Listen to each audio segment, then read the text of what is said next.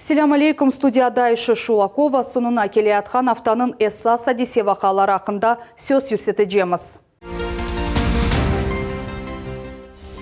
Русияда дінішмелер. Қырымға туристик ақым артты. Бияқмезжет авалиманы yüksek көстергішлерге етті. Мақтанмаға ве ғурурланмаға ері бар. Қырым насыл дінішкені ақта мақсус левхамызда.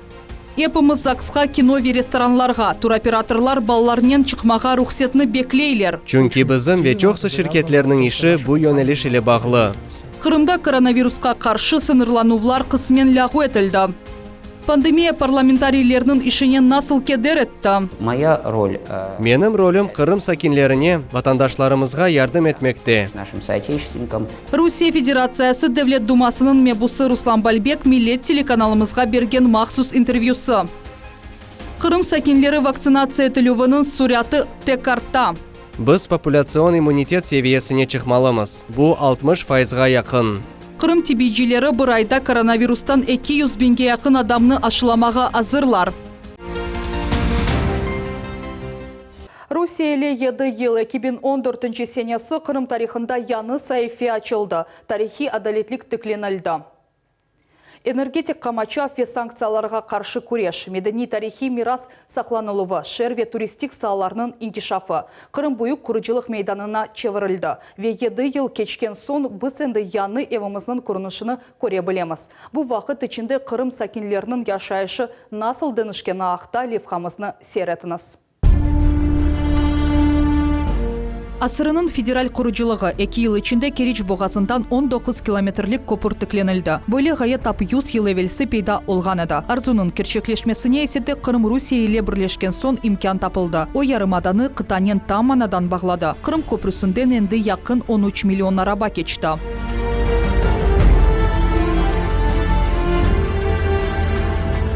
Керич боғазыны русиялелер арабаларда кечелер, тренлер пенжерелерінден бейаз кемерлерге зев қиле бақалар. Юклерні демір ел бағынен ташы башлаған сон асыр құрыжылығы тамам еле жанланды. Енді Русияның қыта қысмынен маллар алмашывы тізілді.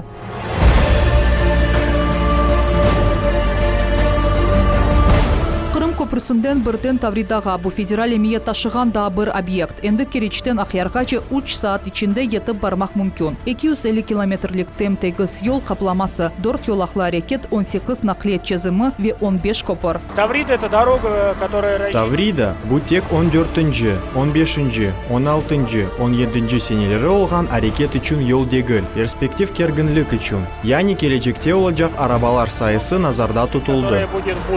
Қырымның баш нақлият дамарыны ең заманауи технологиялар бойынша құрдылар. Сүратлы трасса мескен ерлерден тыш кечті. Кечіріп имканы бір суткада 40 бинге жемашна. Енді май сайында трассада бірінші яқарлық қою станциялар, қаве-ханелер ве тюкенлар пейда олacak.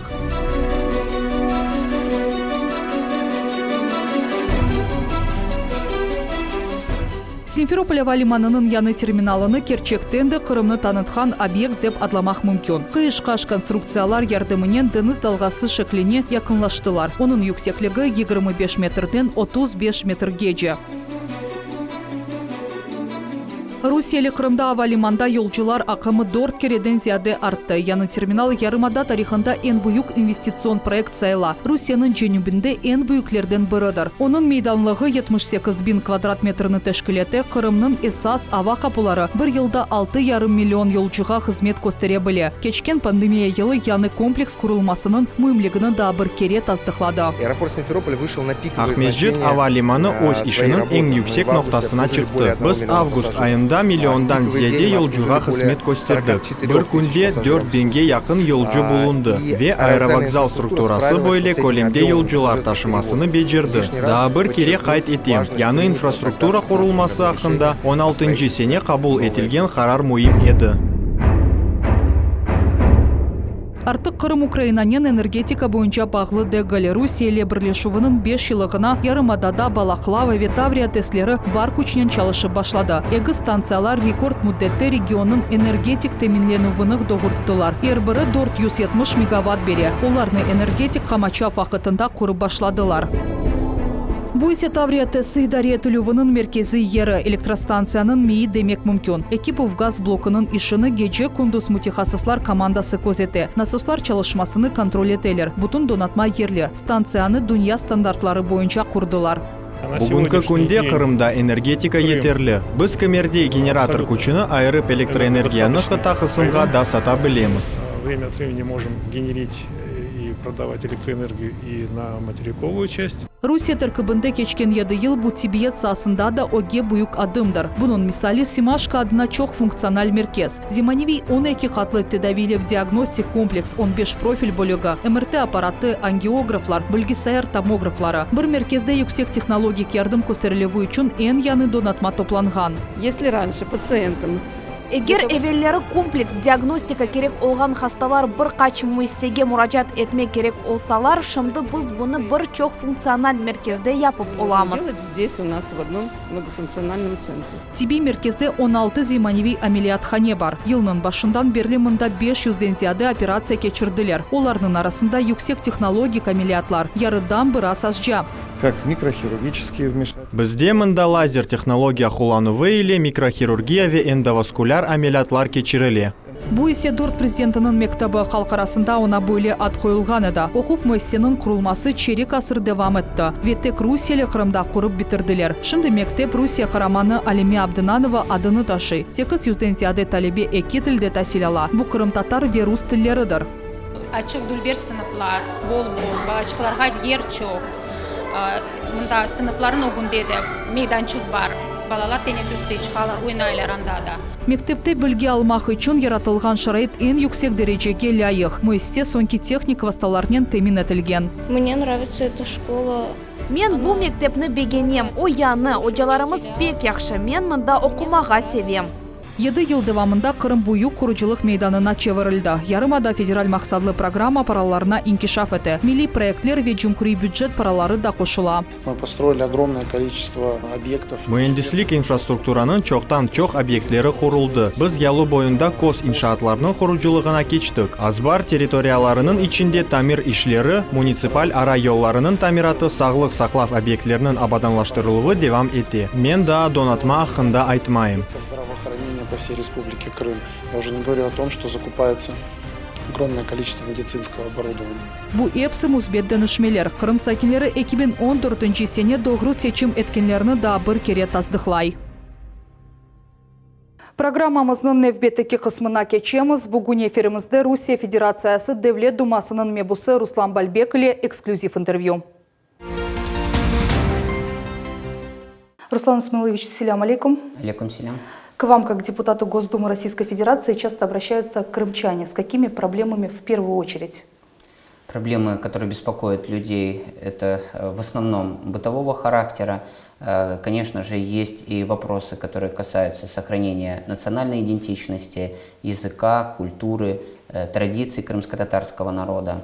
И, наверное, самое важное, с чем мы сталкиваемся, это неумение либо отсутствие выстраивать коммуникации. Когда вы решаете все эти вопросы, как удается наладить диалог с муниципалитетами в крымских городах и селах? В первую очередь, я говорил о коммуникациях. Это для развития личности очень важно. Если мы говорим, что человек, один из критериев его успешности, должен быть способен выстраивать коммуникации с окружающим миром.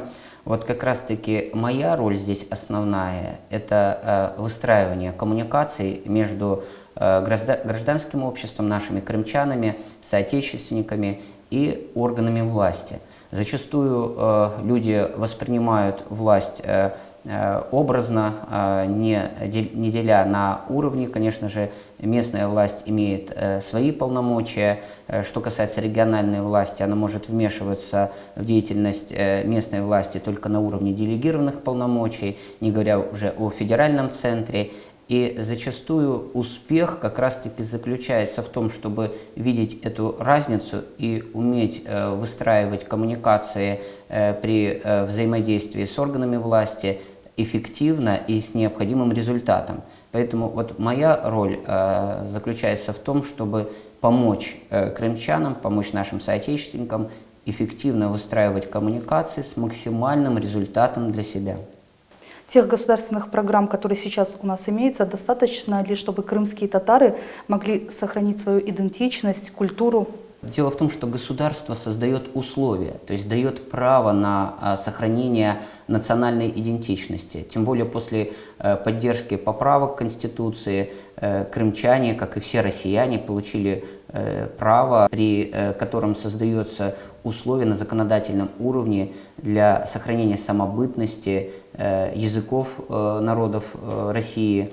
И, конечно же, этими правами мы должны научиться пользоваться. Все остальное исключительно прерогатива самих крымских татар. Если мы говорим о нашем народе, то сохранение национальной идентичности заключается еще в том, чтобы мы смогли дать общее, не противоречивое определение национальной идентичности, то есть понять составляющие, обличить их в лексические формы, донести до общественности, потому что сегодня формирование национальной идентичности в вопросах самобытности народа происходит не только в семье, да, потому что если исторически раньше монополию на информацию имели исключительно родители, то в эпоху открытости систем, когда, по сути дела, в циркуляции информации нету границ, еще раз приведу историческую парадигму, когда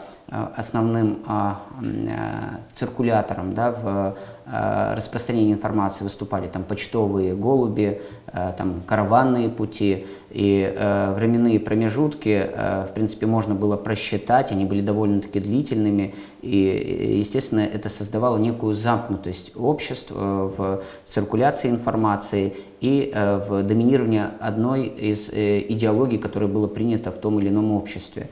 То сейчас в эпоху распространения интернет-пространства, социальных сетей, клик какой-то определенной клавиши может вот ту информацию, которую носитель готов передать через социальные сети, распространиться по всему миру.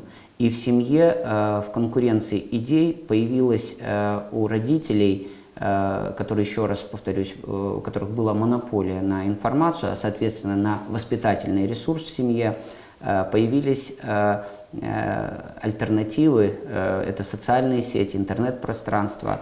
И если мы говорим о формировании личности, необходимо, чтобы нравственные идеалы передавались детям, то есть исключительно те, которые мы считаем, что являются национальными приоритетами, которые и делают нас крымскими татарами, вот, потому что культура вариативна, и только от наших убеждений, от наших ценностных ориентиров будет зависеть, к какой культуре мы будем себя ассоциировать, к какой культуре мы будем ближе и какую культуру мы будем формировать и развивать дальше. А как обстоят дела с обустройством репатриантов? Все, что касается реализации указа президента, деятельность органов власти направлена на то, чтобы создать максимальные условия для решения вопросов политического характера, экономического, социального. Ведь зачастую в обществе очень много стереотипов, а значит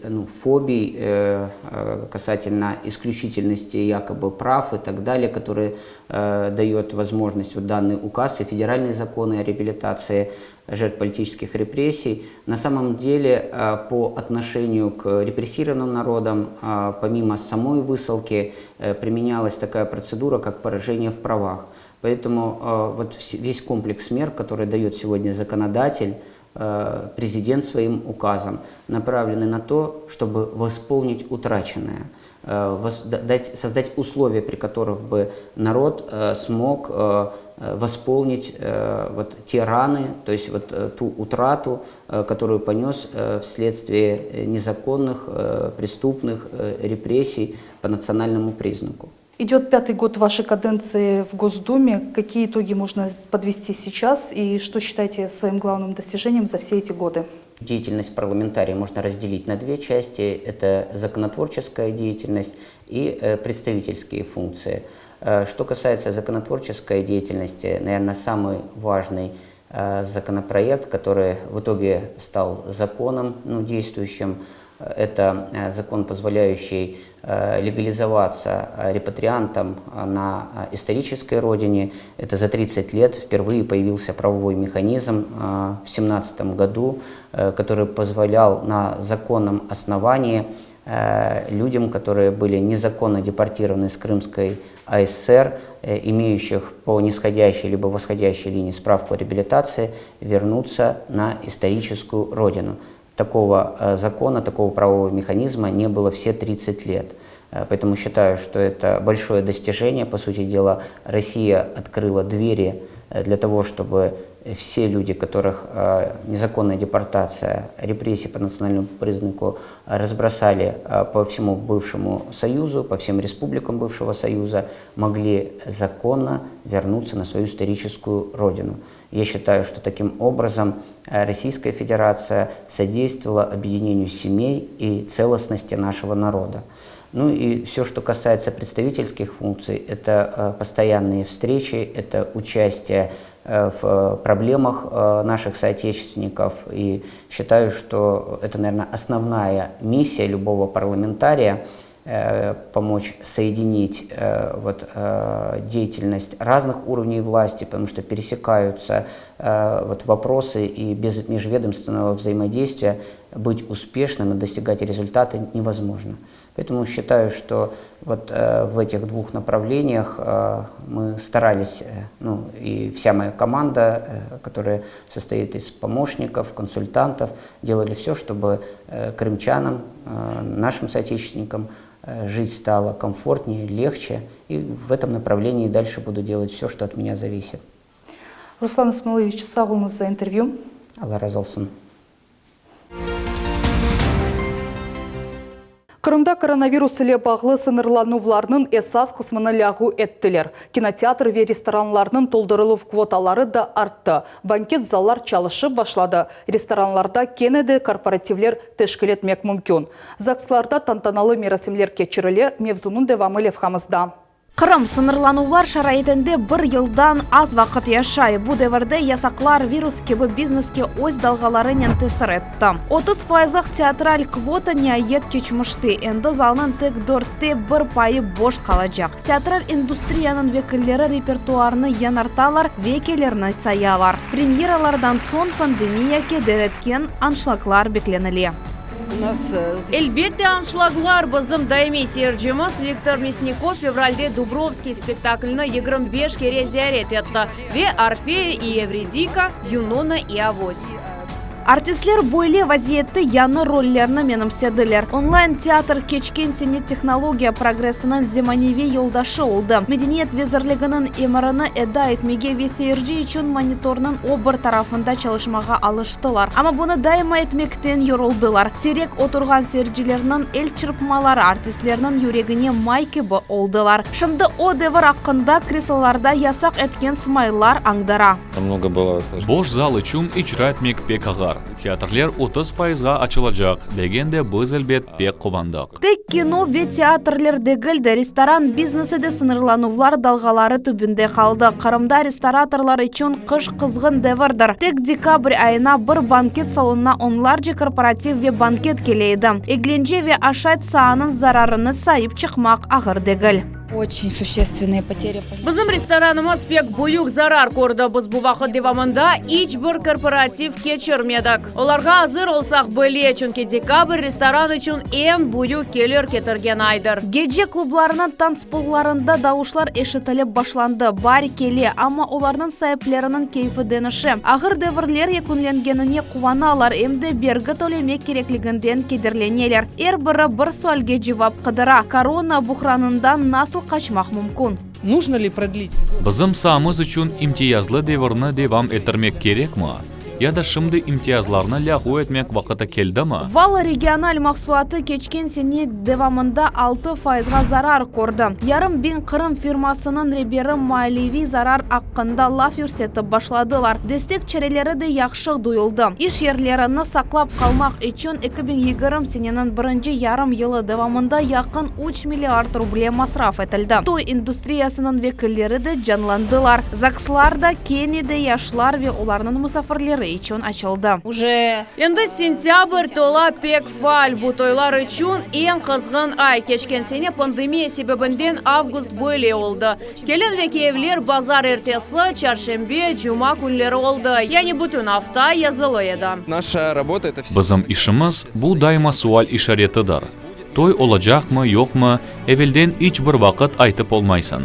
Adamlar toyunu 2020 seneden 2021 senege keçirdiler. Rekreация сасында да зиянсыз olmadı. Шифаханелерінің хадимлері аксыне толулықның қайдетте. Регионда бір суткада яны коронавирус хасталарының сайысы енді чоқтан 100-ден ашаға түшті. Хасталық юқмасы тез экселювы Русиялилер ковидтен сон реабилитация программаларына диққат айырғанына бағлыдыр. Адамлар хасталықларының кескен вақытында шифаханеге реабилитацияға ятып оламайлар, коронавирус еңгіл шекелде юққан хасталар 2 аптадан сон қабул етіле. Ағыр ал олса 2 айдан сон. Қырым турфирмалары да сынырланувлар лягу етілмесіні беклегенлер сырасында. Пандемия деварынды оларның іші векелері 10 кереге эксілді. Себеп мектеп талебелері için турлар тешкіл етілігі ясақ олмасындаdır. Истисна тек Артек лагері. Около 200 школ. Қырым ве Ақиярның 200-ге якын мектебі бала ратлығы тешкіл етілігінде бізім ярдымымызны алдылар. Бүгінгі күнде біз беклейміз. Шымдылық конкрет малюмат yok. Ama biz umut etemiz ki yakın vaqtda yasaqlar keçmişte qalacaq. Түзелу тенденциясы көрініп тұрса, біле бір sıra сынырланувлар өз актуаллігіні жоймай. Мисал, оларақ маскаларына не вақыт чықармақ мүмкін олачағы да белі дегіл. Ашайт мүстелері тек ярыға тола біле. Бұл вақытынша нормалар Қырымда мартының сонuna девам еттірілді. Сыңырланув чарелері біраз емшақча олғаныны мұқязлы вакцинация еле бағылайлар. Спутник Ви енді нәтиже бергеніні ве хавсыз олғаныны таздықлады. Ашыламаны енді 42 бинден зияде Қырым сакины яптырды, шымдылық вакцинация экиба самақта кече. Ләкін язда ашыламанын яны шекілі Спутник Лайт пейда олажақ. Иммунитет шекіленмесі үшін тек бір санчы керек олажақ. Елінізні бош тұтыныз олдықча. Пенсионер Иван Бардианға Спутник Ви дозасыны қошалар, бұл иш чоқ вақыт алмай. Санчыға бір қач сәние бұндан сон ярым саат экимлерінің көзетуі. Чешы терс аллар олмамазлығы үшін. Как ощущение?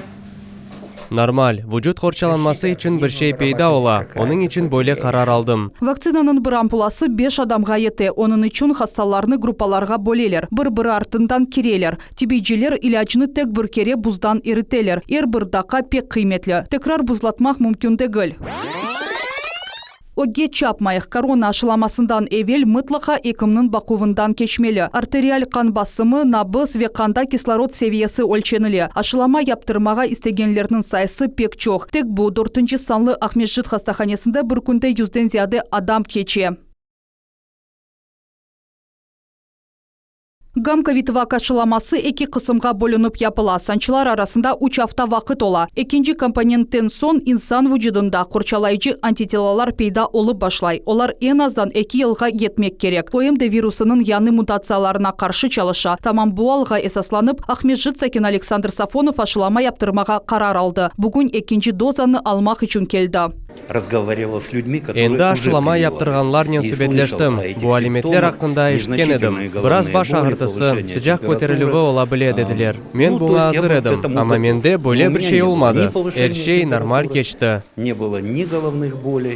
То есть все нормально. Вакцинаны махсус буздолапларда туталар, арарет 18 градустан юқары олмамақ керек. Бузлатқан камераларны тек керек олған вақыт açmak мүмкін. Вақыт сонки саниеге же саплана.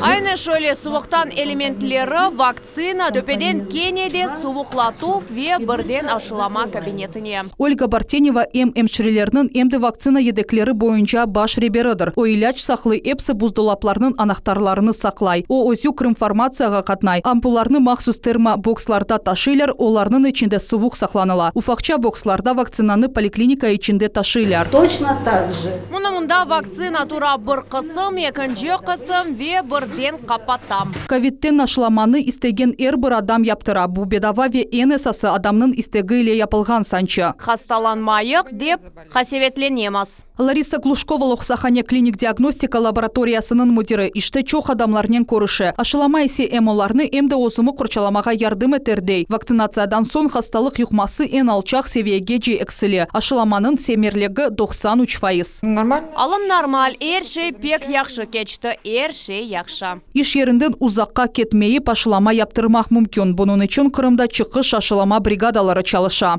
Замороженную вакцину в нужном... Кереклі қадар вакцинаны құтудан чықарамыз. Бұл бұздан еретеміз. Ярым сатқа же вақытта бұз ере вақытны қайт етеміз ве сон ашылама япып башлаймыз. Вакцинация башланғандан берлі Қырым 62 бинден зияды спутник Ви дозасыны елді етті. Ковидтен қорчаланмақ үшін енді 40 бинден зияды адам ашылама яптырды. Олардан тахменен 16 бini екінші компонентны алдылар. Язда яны спутниклай деп адланған иляч пейда олачақ. Оның фарқы чундаки. Иммунитет шекленмесі үшін тек бір санчы керек олачақ. Олдуқ чачоқ адамға ашылама япмаға ниетленеміз. Біз популяцион иммунитет севиесіне чықмақ керекміз. Бұл 60%-ға яқын. Қырымға келген вакцина Крымфармация адлы меркези илячханелер амбарында сақланыла. Енді мұндан сағлық сақлав везірлігінің әмірі бойынша оны ярымаданын епсі тиби тешкілятларына дарқаталар. Бұл басамақта бізде 20 бұздолап чалыша.